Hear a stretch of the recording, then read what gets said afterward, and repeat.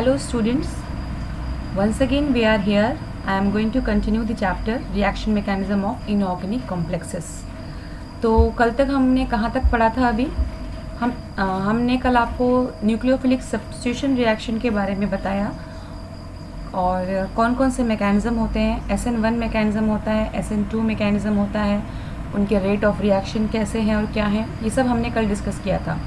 ठीक है, तो एक चीज़ और जो डिस्कस की थी हम लोगों ने कल, वो थी कि इंटरमीडिएट क्या बनता है हमारा SN1 रिएक्शन में। तो हमने बताया था कि एक तो स्क्वायर पिरामिडल बनता है और दूसरा ट्रायगोनल बाई पिरामिडल बनता है।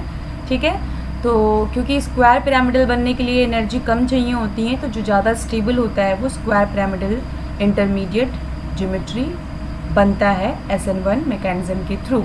ठीक है, दूसरा हम आपको बता रहे थे SN2 रिएक्शन, और SN2 रिएक्शन का प्रोसेस और मैकेनिज़्म डिस्कस कर लिया था हमने। मुझे ये बताना था कि इसमें इंटरमीडिएट जो बनते हैं वो भी कैसे होते हैं। तो दो टाइप के इंटरमीडिएट आपके SN2 मैकेनिज़्म में भी होते हैं। ठीक है, एक तो थोड़ा 2-4 बॉन्ड की शिफ्टिंग होती है इसमें। तो एक जो बनता है वो आपका पेंटागोनल बाई पिरामिडल इंटरमीडिएट बनता है, इसको मैंने कल बताया था आपको। ठीक है, ये इसका डायग्राम देख लीजिए, इससे आपको समझ में आएगा कि कैसे ये पेंटागोनल और ऊपर और नीचे लिगेंड्स लग के पिरामिडल फॉर्म में बन रहे हैं और एसोसिएट हो गया इसमें, और लास्ट में आपका जो लिविंग ग्रुप है वो निकल जाता है। तो इस तरीके से हमारा प्रोडक्ट बन जा रहा है। मैंने बताया कि इसमें बॉन्ड की शिफ्टिंग होती है, तो इसलिए जो पेंटागोनल बाई पिरामिडल इंटरमीडिएट है उसकी जो एनर्जी है वो थोड़ी बड़ी होती है, इंक्रीज हो जाती है इस वजह से।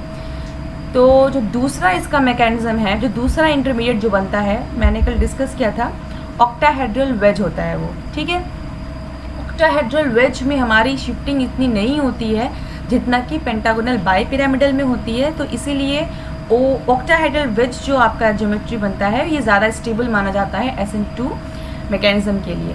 ठीक है, तो इसमें क्या था, मैं आपको बता रही थी कल कि जो हमारा रिएक्शन कॉम्प्लेक्स होता है, जो रिएक्टेंट होता है, वो हम अभी ऑक्टाहेड्रल ज्योमेट्री के बारे में बात कर रहे हैं। हम ऑक्टाहेड्रल कॉम्प्लेक्सेस में कैसे सब्स्टिट्यूशन हो रहा है उसकी बातें कर रहे हैं। तो इसको समझा जाए ज़रा सा, देखिए ऐसा कुछ होता है। ये हमारा ऑक्टाहेड्रल रिएक्शन कॉम्प्लेक्स हमारा रिएक्टेंट है।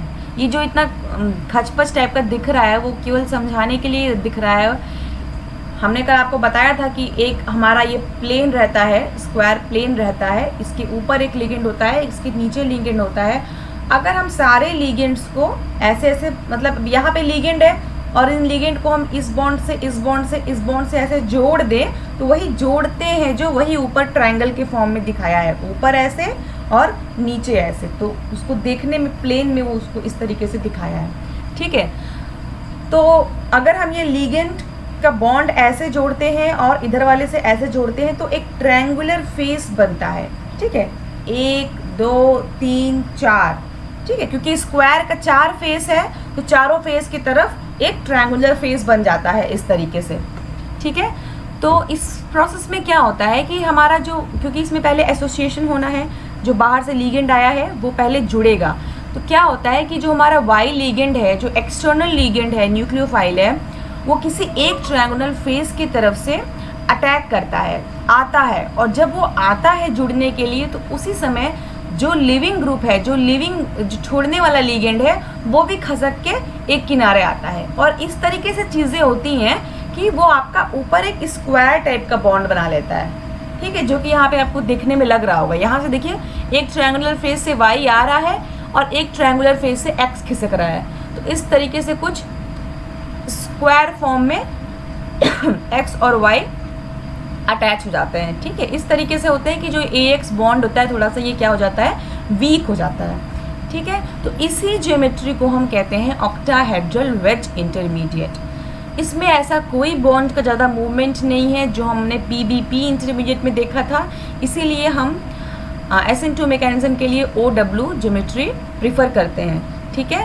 लास्ट में हमारा X जिसको निकलना है वो लिविंग लिगेंड निकल जाता है और फिर से हमारा ऑक्टाहेड्रल ज्योमेट्री में प्रोडक्ट हमें मिल जाता है। तो हमने यहाँ पे सब्स्टिट्यूशन, न्यूक्लियोफिलिक सब्स्टिट्यूशन का जो सबसे बेसिक फॉर्म था वो यहाँ कंप्लीट कर दिया। ठीक है, हमारा नेक्स्ट टॉपिक है एसिड हाइड्रोलिसिस। ठीक है, अब हम शुरू करते हैं एसिड हाइड्रोलिसिस। तो एसिड हाइड्रोलिसिस भी क्या है, एक तरीके का सब्स्टिट्यूशन रिएक्शन ही है।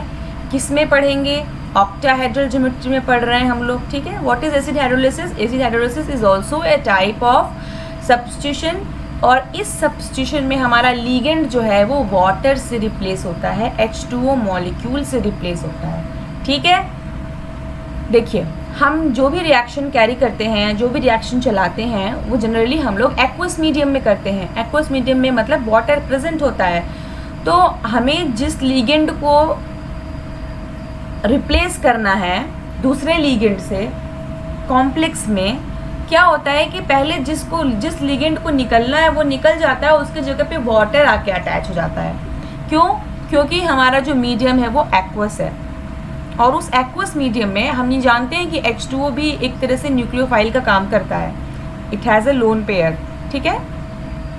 और क्योंकि एक्वस मीडियम है, वो सॉल्वेंट के रूप में यूज़ कर रहे हैं, तो इसका मतलब कि H2O का जो कंसंट्रेशन है वो ज़्यादा है। इतना ज़्यादा है कि हमारा लीगेंड से ज़्यादा H2O का कंसंट्रेशन हो जाता है। तो इसीलिए क्या होता है कि जो लीविंग ग्रुप होता है पहले लीव कर गया और H2O मॉलिक्यूल उसको रिप्लेस कर दिया। फिर दूसरी बार में क्या होता है कि जो लीगेंड जो हमारा होता है वो H2O को रिप्लेस करता है, तो फाइनल प्रोडक्ट बनता है, ठीक है। तो हम इसमें जो पढ़ने वाले हैं, यही पढ़ने वाले हैं कि H2O जब मतलब उस पर अटैक कर ले रहा है, ठीक है, तो इसी प्रोसेस को हम एसिड हाइड्रोलिसिस कहते हैं। वाटर में जब H2O लीगेंड को रिप्लेस कर दे रहा है तो उसको हम कहते हैं एसिड हाइड्रोलिसिस, ठीक है।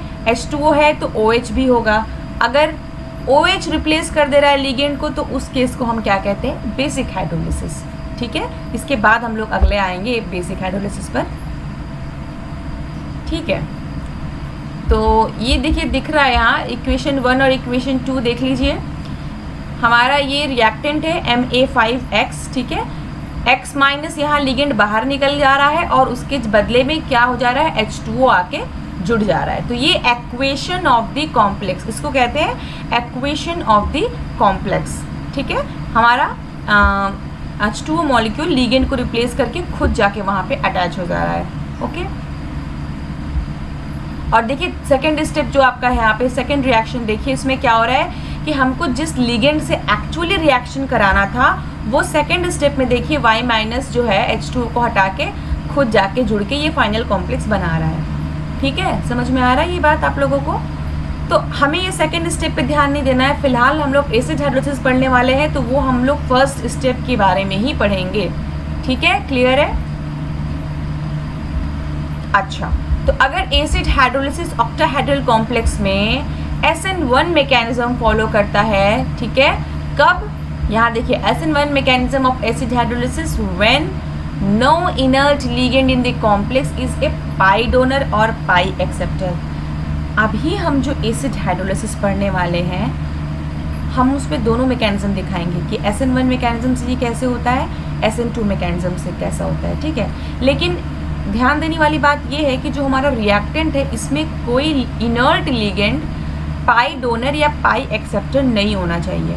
अब ये what is inert ligand? Inert ligand मतलब कि वो लीगेंड जो बाहर नहीं निकलने वाले हैं, जो कि शुरू से लेकर लास्ट तक मेटल के साथ अटैच्ड रहेंगे, ठीक है। जैसे कि Ma5X लिखा है मैंने, तो X तो लीव कर जाएगा, ठीक है, और A5 सबके सब उस पर जुड़े रहेंगे शुरू से लेकर लास्ट तक, तो ये आपके इनर्ट लीगेंड हो गए, ठीक है। तो ये जो हम मैकेनिज्म और स्टडी करने वाले हैं फर्दर, ये उनके लिए है जिसमें कि हमारा जो इनर्ट लीगेंड है वो पाई डोनर या पाई एक्सेप्टर नहीं होना चाहिए, ठीक है।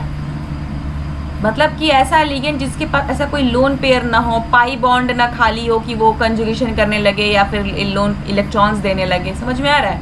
ये वाली बात हो रही है। तो ऐसे कॉम्प्लेक्स का हम यहाँ पे स्टडी करने वाले हैं। तो अगर हम एक्वेशन मैकेनिज्म को SN1 मैकेनिज्म के थ्रू स्टडी करें तो वो कैसे होगा? पहले क्या हो जाएगा SN1 मैकेनिज्म में? डिसोसिएशन हो जाएगा। तो अगर हमारा Ma5X कॉम्प्लेक्स है तो उसमें से X माइनस फर्स्ट स्टेप में क्या होगा? निकल जाएगा, बचेगा क्या? Ma5। सेकेंड स्टेप में क्या होगा? Ma5 में H2O का अटैक हो जाएगा और वही आपका H2O को रिप्लेस करके कॉम्प्लेक्स बन जाएगा। पहला स्टेप स्लो होगा, दूसरा स्टेप क्या होगा? फास्ट होगा। तो रेट ऑफ रिएक्शन क्या होगा? स्लो स्टेप ही जो होता है वो आपका रेट डिटरमाइनिंग स्टेप होता है।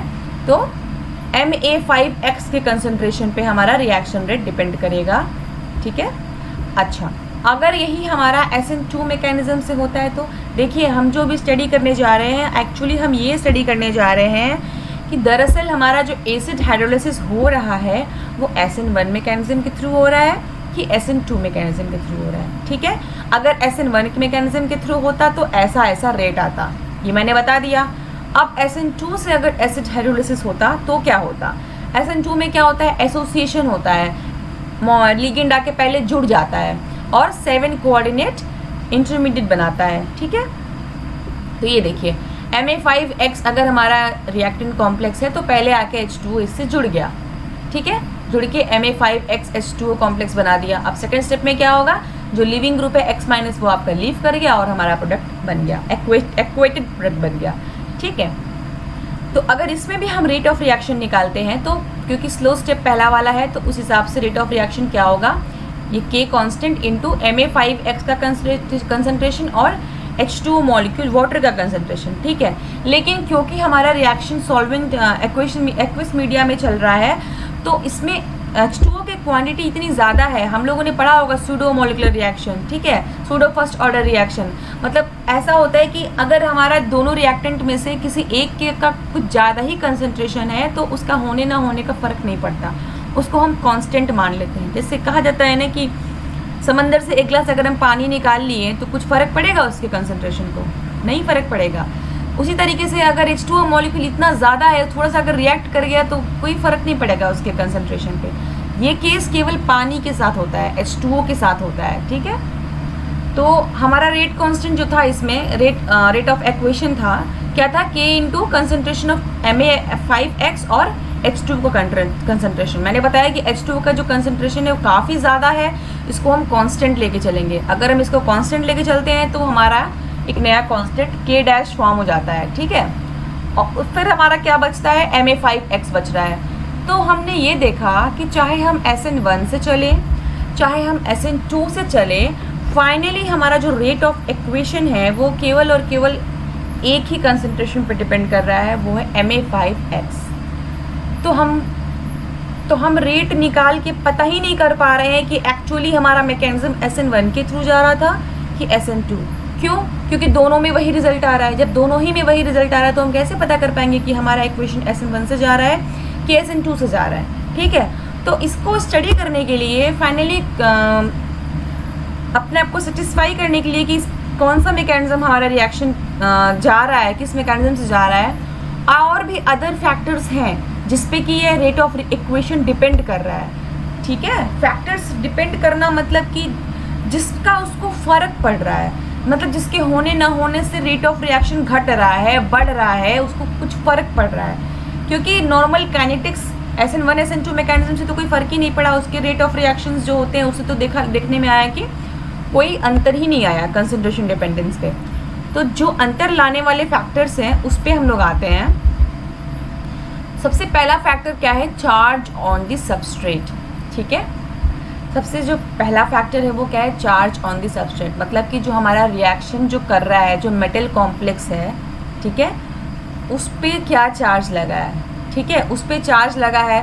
तो जैसे जैसे देखिए चार्ज की बात कर रहे हैं तो किसके चार्ज की बात कर रहे हैं? जो मेरा कॉम्प्लेक्स है, हमारा जो कॉम्प्लेक्स है उसमें जो एक मेटल है ना, एक सेंटर में मेटल होता है और बाकी सारे आपके 6 क्या हैं? लिगेंड है। कोई भी चार्ज साइज की हम बात कर रहे हैं तो वो हम अभी फ़िलहाल मेटल के बारे में बात कर रहे हैं, सेंट्रल मेटल आयन, ठीक है। तो हमारा सेंट्रल मेटल आयन पे जो चार्ज होता है जनरली वो पॉजिटिव होता है।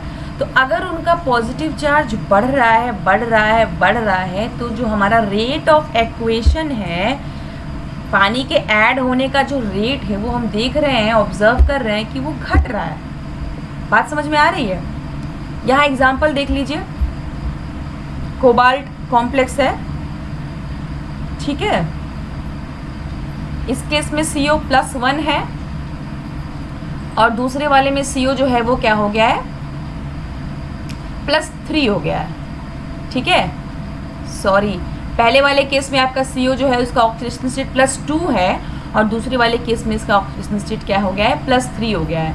तो पहला वाला रिएक्शन देखिए कितना फास्ट हो रहा है, यहाँ एरो पे लिखा है फास्ट, और दूसरा वाला क्या हो रहा है, स्लो हो रहा है। ठीक है, तो क्यों हो रहा है, क्योंकि हमारा जो चार्ज का कंसंट्रेशन था कोबाल्ट का वो पहले वाले में +2 था, दूसरे वाले में वो +3 हो जा रहा है। अच्छा, अब हमको जब देखिए कोई भी हम लोग जब इफ़ेक्ट पढ़ते हैं तो एक्सपेरिमेंटल बेसिस से पढ़ते हैं। हमने जब इन दोनों का एक्सपेरिमेंट किया तो हमने देखा कि अरे ये वाला तो बड़ा जल्दी जल्दी हो गया, और ये वाला जिसमें चार्ज जिसका ज़्यादा था वो तो बड़ा धीमे धीमे हो रहा है। इसका मतलब कि चार्ज का कुछ तो फ़र्क पड़ रहा है, तभी हमारा रिएक्शन जो रेट है वो घट रहा है, बढ़ रहा है। ठीक है, तो हम ये इससे तथ्य निकाल सकते हैं, रिजल्ट निकाल सकते हैं कि देखिए क्या होता है कि जब मेटल का चार्ज बढ़ जाता है, पॉजिटिव चार्ज +2 से +3 हो रहा है, इसका मतलब कि उसका बॉन्ड जो है मेटल का और लिगेंड का वो बहुत स्ट्रॉन्ग हो रहा है।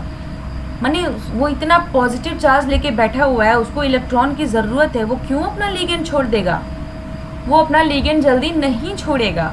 बात समझ में आ रही है मेरी? सेंट्रल मेटल आयन पे इतना पॉजिटिव चार्ज है तो अपना वो लिगेंड छोड़ेगा ही नहीं। लिगेंड क्या करते हैं, वो तो वही तो मेटल को इलेक्ट्रॉन दे के बॉन्ड बनाए होते हैं, तो अपना वो लिगेंड नहीं छोड़ेगा। इस केस में क्या हो जाएगा कि जो मेटल लिगेंड की बॉन्ड है, बॉन्ड स्ट्रेंथ है, वो क्या हो जाएगी और बढ़ जाएगी। जब मेटल लिगेंड की बॉन्ड स्ट्रेंथ बढ़ जाएगी तो मेटल लिगेंड बॉन्ड तो जल्दी टूटने से रहा। ठीक है, अब मेटल लिगेंड के हम टूटने की बात कर रहे हैं, इसका मतलब कि कहीं ना कहीं हमारा मैकेनिज्म जो है वो SN1 डिसोसिएटिव के थ्रू हो रहा होगा, तभी तो मेटल लिगेंड की टूटने की बात आएगी, क्योंकि SN2 में तो मेटल लिगेंड टूटता नहीं है बॉन्ड पहले स्टेप में, स्लो स्टेप में। ठीक है, किस में टूटता है, SN1 रिएक्शन में टूटता है। ML बॉन्ड टूटने की बात है तभी चार्ज पे डिपेंड कर रहा है।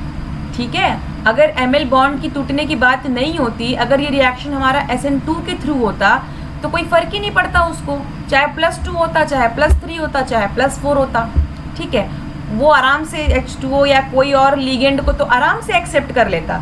SN2 मैकेनिज्म में क्या होता है कि हमारा जो कॉम्प्लेक्स है वो लिगेंड को पहले एसोसिएट करता है अपने साथ, उसको जगह देता है, बॉन्डिंग बनाता है उससे, 7 कोऑर्डिनेटेड इंटरमीडिएट बनाता है। ठीक है, तो इसको तो और अच्छा है, हमारा पॉजिटिव चार्ज बढ़ रहा है तो उसको तो और लिगेंड चाहिए, आराम से मिल जाएगा।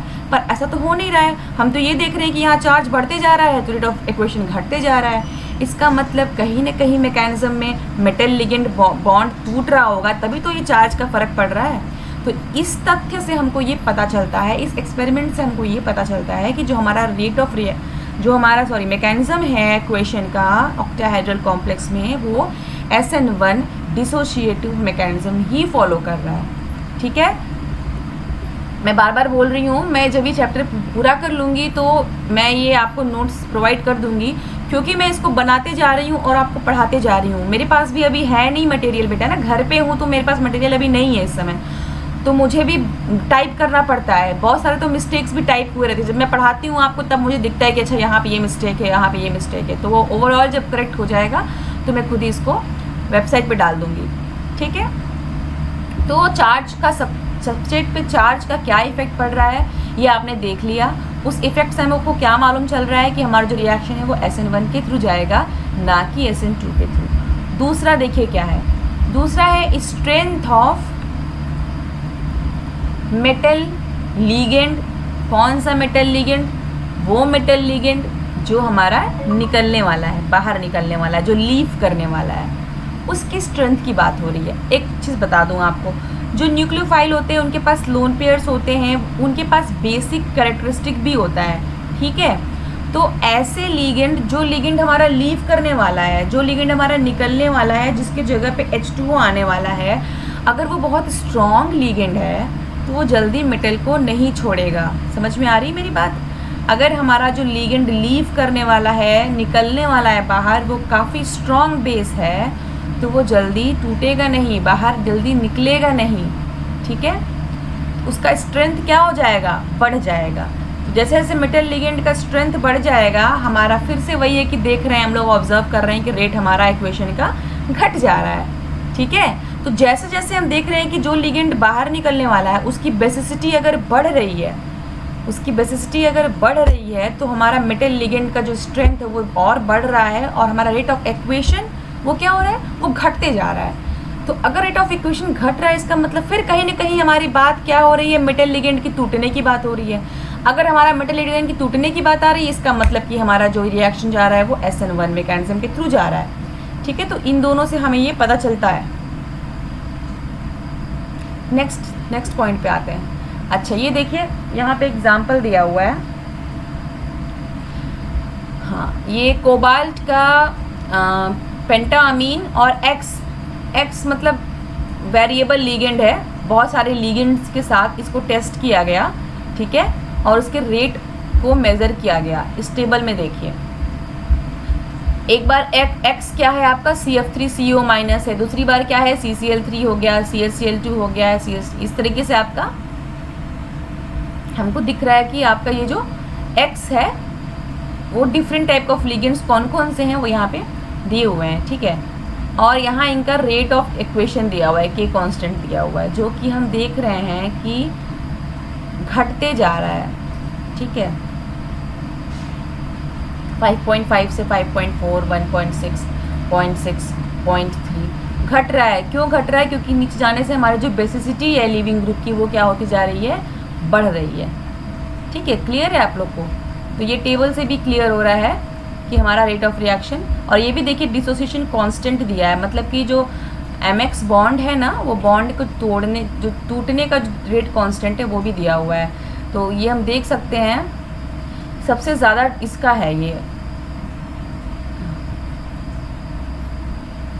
सबसे ज़्यादा जो रेट कांस्टेंट है वो आपका इसका है CCl3CO माइनस, सॉरी। ठीक है, सेकंड वाले का सबसे ज़्यादा डिसोसिएशन कांस्टेंट है, बाकी नीचे आने से घट रहा है वो। ठीक है, तो ओवरऑल मेटल लिगेंड बॉन्ड की स्ट्रेंथ की बात हो रही है, टूटने की बात हो रही है। जहाँ टूटने वाली बात होगी इसका मतलब कि वो हमारा SN1 मैकेनिज्म के थ्रू जाएगा। तीसरा पॉइंट क्या है?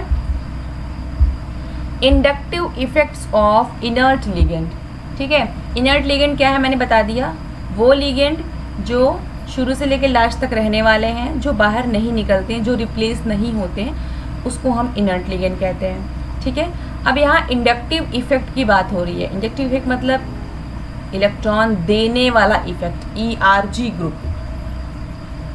ठीक है, तो यहाँ मैंने लिखा है the ligand which remain coordinated to the metal ion during substitution reaction of the complex are referred as inert ligand. ठीक है, एक रिएक्शन यहाँ दिया हुआ है, कोबाल्ट कॉम्प्लेक्स है यहाँ पे, इसमें इथिलीन डाइअमीन है ट्वाइस, ये आपका बाइडेंटेट लिगेंड है, और वो भी 2 है, तो 2 दूनी 4, ये 4 हो गया, और ये सब्स्टिट्यूट पिरिडीन है ये, और एक Cl है, तो कुल मिला के 6 लिगेंड्स हो गए।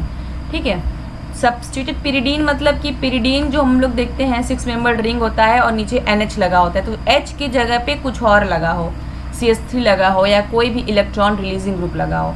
ठीक है, तो ये देखा गया कि जितना ज़्यादा इलेक्ट्रॉन रिलीजिंग ग्रुप लगा हुआ है हमारे इनर्ट लिगेंड्स में, मतलब इनर्ट लिगेंड जिनका इंडक्टिव प्लस आई इफेक्ट जिनके अंदर है, इलेक्ट्रॉन रिलीजिंग कैपेसिटी जिनके अंदर है, उनका रेट ऑफ एक्वेशन जो है वो बढ़ रहा है। समझ में आ रही मेरी बात? उनका जो रेट ऑफ इक्वेशन है रिएक्शन का वो बढ़ रहा है तेज़ी से। क्यों बढ़ रहा है? क्योंकि वो इलेक्ट्रॉन रिलीजिंग ग्रुप है। इलेक्ट्रॉन रिलीजिंग ग्रुप है तो इसका मतलब कि जो सेंट्रल मेटल आयन है हमारा कॉम्प्लेक्स का, जो जनरली पॉजिटिव चार्ज होता है उस पर वो इलेक्ट्रॉन देगा तो वो हमारा नेगेटिवली बनता जाएगा, मतलब इलेक्ट्रॉन गेन करता रहेगा मेटल। ठीक है, तो क्योंकि उसके पास इलेक्ट्रॉन आते रहेंगे तो वो आसानी से MX बॉन्ड अपना तोड़ सकता है।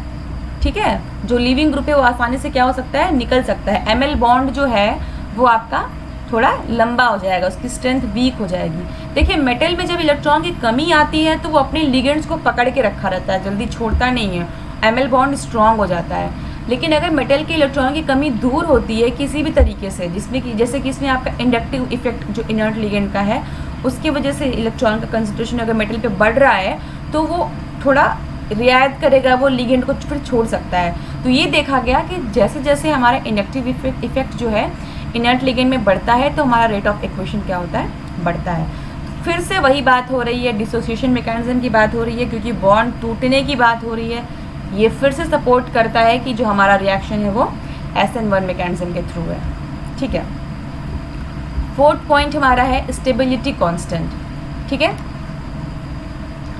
स्टेबिलिटी कांस्टेंट क्या है? हमने कोबाल्ट का कॉम्प्लेक्स लिया, पेंटाअमीन और X एक्स फिर से मतलब एक्स वही लिविंग ग्रुप है और एक्स हम लोगों ने कई सारे लिगेंड एक्स के जगह पे ट्राई किया है, ठीक है। तो इसमें ये देखा गया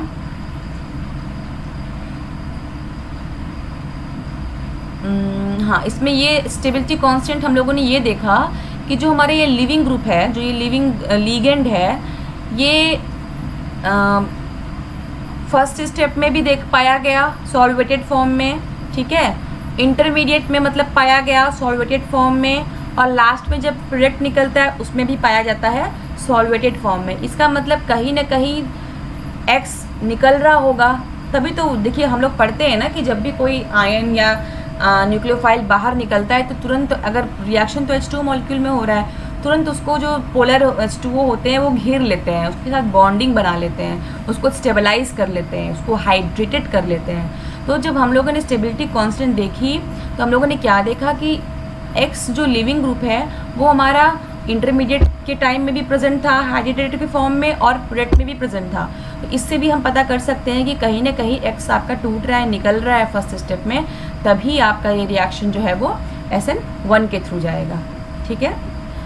पांचवा वही है, फिर से सॉल्वेशन इफेक्ट है, ठीक है। कुछ एग्जाम्पल इसमें दिए हैं कोबाल्ट कॉम्प्लेक्स के। पहला आपका NH3 5Cl है, दूसरा आपका EN लगा है, 2 NH3 को हटा के EN लग गया, फिर 3 NH3 को हटा के डाई-ईन लग गया, फिर दोनों को हटा के टेट्रा-ईन लग गया। क्या है ये? ईन मतलब डाई इथिलीन, सॉरी ईन मतलब इथिलीन डाई अमीन, डाई-ईन मतलब डाई इथिलीन ट्राई अमीन, टेट्रा-ईन मतलब कि टेट्रा इथिलीन पेंटा अमीन। ये आपके लीगेंड है, ठीक है। जैसे कि EN जो है इथिलीन डाई अमीन, मतलब कि 2 N ग्रुप हैं, 2 NH ग्रुप लगे हैं, 2 NH ग्रुप लगे मतलब कि 2 चिलेटिंग, 2 बॉन्डिंग करने का इसके पास टेंडेंसी है। ये बाईडेंटेट लिगेंड है, ठीक है। डाई-ईन में हम जो डाई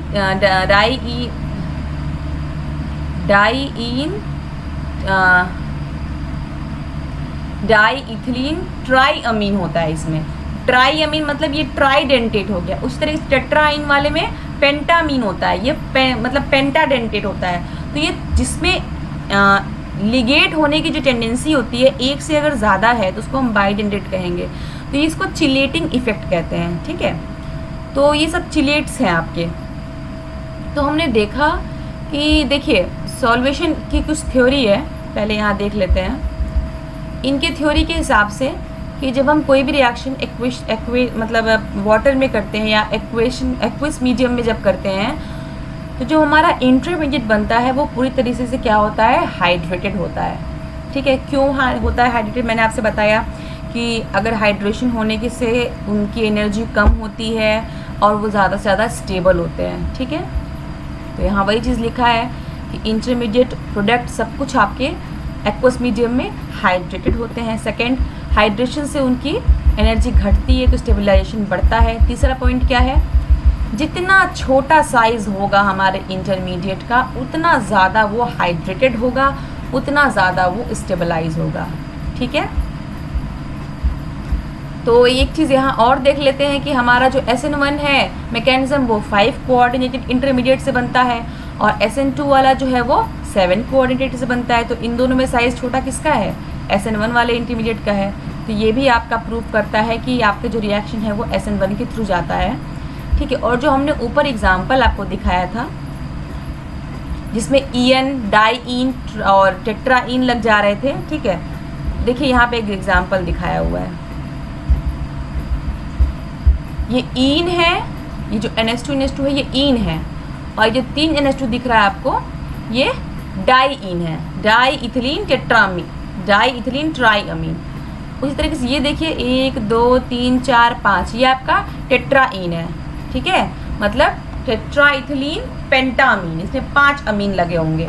ये दोनों का डायग्राम यहाँ दिखाया गया है, ठीक है। इन दोनों को देख के हम ये कह सकते हैं जो हमारा सिंपल वाला था NH3 5Cl जो केवल एक लिगेंड था, जिसमें केवल एक अमीन था, ये यूनिडेंटेट था, और ये आपका बाईडेंटेट है, ये आपका पेंटाडेंटेट है। तो थोड़ा तो साइज़ बढ़ रहा है इससे और इससे, अगर हम अंतर करें NH3 वाले से और ईन और टेट्राईन से, तो साइज़ देखेंगे कि क्या हो रहा है, बढ़ रहा है इंटरमीडिएट का। तो क्योंकि साइज़ बढ़ रहा है तो इनका सॉल्वेशन जो है वो घटेगा, इसका मतलब कि रेट ऑफ इक्वेशन क्या होगा, घटेगा। इसी को हम कहते हैं सॉल्वेशन इफेक्ट। समझ में आ रही है मेरी बात, सिंपल। और एक और चीज़ हम लोग ध्यान दें कि स्टेरिक हिंड्रेंस इस पे नहीं आ रहा है, ठीक है। अभी अगला हम बताएंगे आपको। ये इतना क्लियर हो गया है ना। देखिए ये वही एग्जाम्पल सब यहाँ पे दिए हुए हैं। ये आपका NH3 5Cl है और यहाँ पे देखिए ये ईन लग गया है, चिलेटिंग लिगेंड बाइडेंटेट लग गया है, ठीक है। तो इसका जो रेट होगा वो इसके रेट से थोड़ा कम होगा, ठीक है। क्यों? क्योंकि ईन की वजह से थोड़ा साइज इसका बड़ा हो गया है और ये NH3 वाला केवल यूनिडेंटेड साइज का थोड़ा छोटा है, तो ये हाइड्रेटेड क्या होगा, ज़्यादा होगा।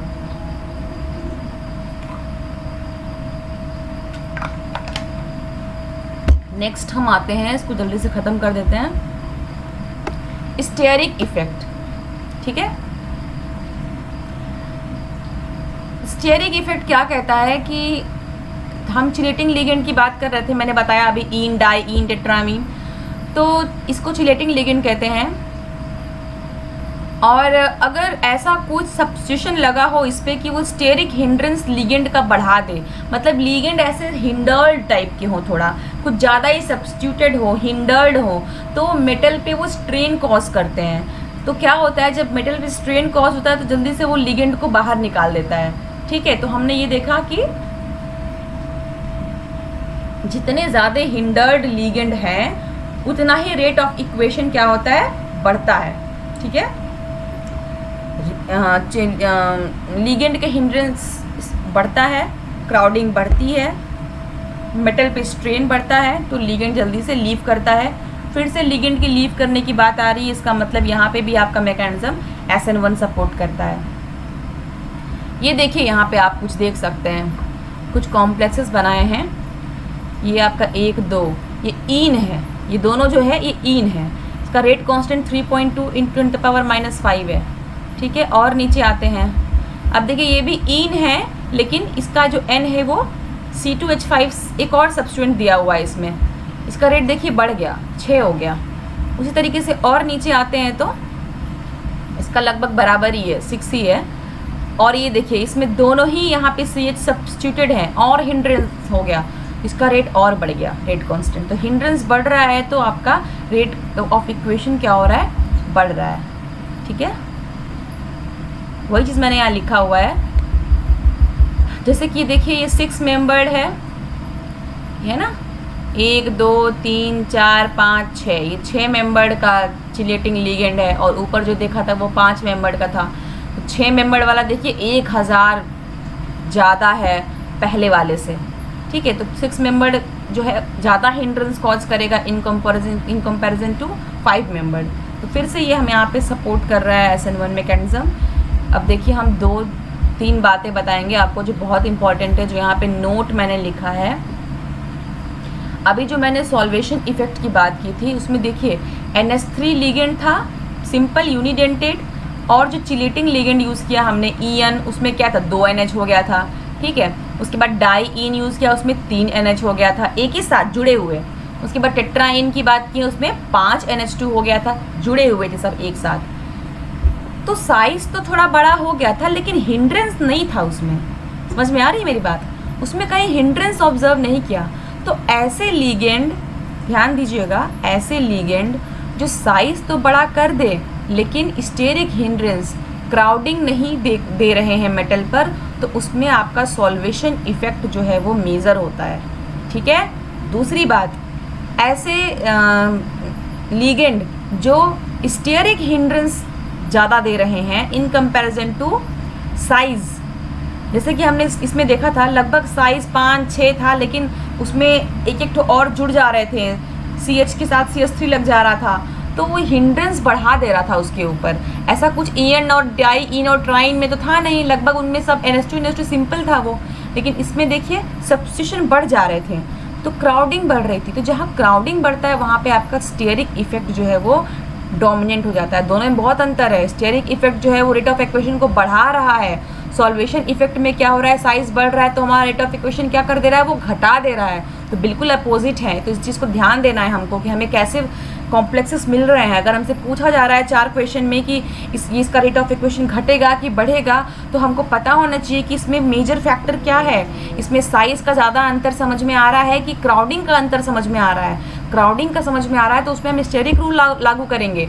अगर हमारा साइज़ का अंतर समझ में आ रहा है तो उस पर हम सॉल्वेशन इफेक्ट का रूल लगाएंगे। ठीक है। और थर्ड आपका क्या है कि अगर हमारा जो सब्स्टिट्यूएंट लिगेंड है वो मतलब थोड़ा सा वो स्टेरिक ओवर क्राउडिंग भी दे रहा है, साइज का भी अंतर दे रहा है, तो वो आपका दोनों ही इसमें लागू हो जाएगा, स्टेरिक इफेक्ट और सॉल्वेशन इफेक्ट रेट डिटरमाइन करने के लिए। ठीक है। तो ये आपका हमने एसिड हाइड्रोलिसिस पार्ट पूरा ख़त्म कर दिया है। अभी और चलेगा ये, मतलब मैंने अभी आपको जो बताया है ये क्या था, ये इनर्ट लिगेंड जो थे वो पाई डोनर और पाई एक्सेप्टर जब नहीं होंगे तब का पूरा ड्रामा था, तब का पूरा किस्सा था। अब इसके आगे शायद जो अगला होगा वो आपका पाई डोनर और पाई एक्सेप्टर अगर लगे हुए हैं इनर्ट वाले लिगेंड में तब क्या कहानी होगी। ठीक है। फिर आपका बेसिक हाइड्रोलिसिस आएगा। ठीक है। तो मेरे ख्याल से आपको समझ में आ गया होगा सारा लेक्चर। अगर कोई प्रॉब्लम होगा तो ज़रूर पूछिएगा आप हमसे। I will explain you. Okay then. Thank you.